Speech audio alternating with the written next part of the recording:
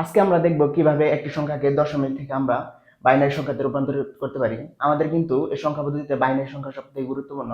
Binary থেকে আমরা সহজেই তোমার হেক্সাডেসিমেলে অথবা অক্টাল সংখ্যাতে রূপান্তর করতে পারি। যদি আমরা দেখি 25 থেকে আমাদের একটি কোড মনে রাখতে হবে, বাইনারিতে নিতে হলে ডেসিমেল থেকে আমার বাইনারিতে নিতে হলে আমাদের কোড হলো 1 2 4 8 16। এভাবে আমরা 2 করে গুণ করতে থাকবো, যত বড় সংখ্যা হবে ওই সংখ্যার কাছাকাছি সংখ্যা পর্যন্ত আমরা যাবো। তারপর আমরা দেখো 25 কে আমরা যদি বানাইতে চাই, এই 16 এবং এই যদি গুণ করি 24 হয়ে যাচ্ছে, এই যদি যোগ করি তাহলে কিন্তু 24 হচ্ছে, আর 1 যদি তারপর যোগ করি আমাদের কিন্তু 25 হয়ে যাচ্ছে। তো এই সংখ্যার নিচে আমরা কি করব, এটা নিচে আমরা 1 বসাই দিব, যেটা যেটা যোগ করছি, তারপর এটা নিচে 1, যেটা যোগ করি নাই ওটার নিচে আমরা 0 বসাই দিব। এখানে আমরা 0 বসালাম, এটা আমরা 1 বসাইলাম।